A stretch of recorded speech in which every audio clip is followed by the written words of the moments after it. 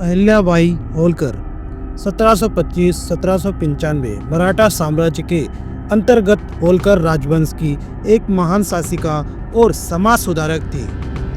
उनका जन्म महाराष्ट्र के अहमदनगर जिले के चोणी गांव में हुआ था। वे एक साधारण परिवार से थी, लेकिन अपनी बुद्धिमत्ता, धर्मपरायणता और कुशल नेतृत्व के कारण भारतीय इतिहास में उनका नाम आदर और सम्मान के साथ लिया जाता है। उनकी जीवन यात्रा। विवाह और विधवा का जीवन। उनका विवाह मात्र 8 वर्ष की आयु में खांडे राव होलकर से हुआ, लेकिन 1754 में खांडे राव की मृत्यु के बाद वे विधवा हो गई।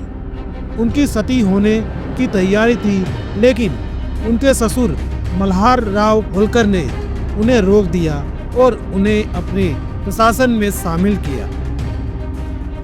शासन का आरंभ। मल्हार राव की मृत्यु के बाद 1767 में अहिल्याबाई ने होलकर राज्य का शासन संभाला। उन्होंने इंदौर को स्थिरता और समृद्धि की ऊंचाई पर पहुंचाया।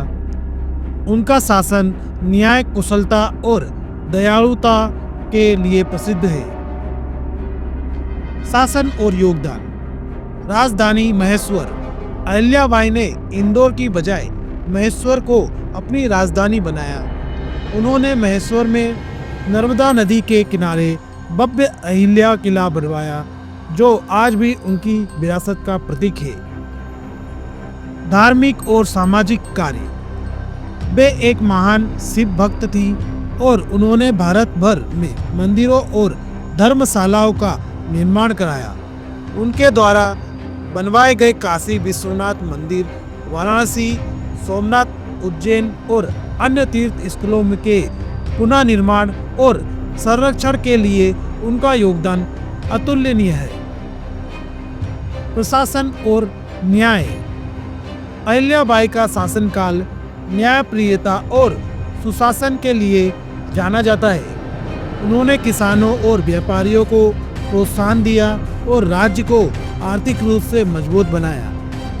वे समाज के सभी वर्गों के प्रति समानता और दया की नीति अपनाती थी। उनकी विरासत। देवी अहिल्याबाई को धर्मपालक और प्रजापालक के रूप में जाना जाता है। वे न केवल एक कुशल शासक थी, बल्कि भारतीय संस्कृति और धर्म की संरक्षा भी थी।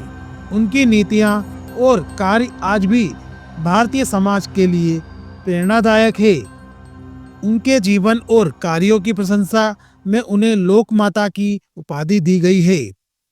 दोस्तों, यह थी देवी अहिल्याबाई की जानकारी। दोस्तों, यह जानकारी आपको पसंद आई है तो हमें लाइक करें, सब्सक्राइब करें। धन्यवाद।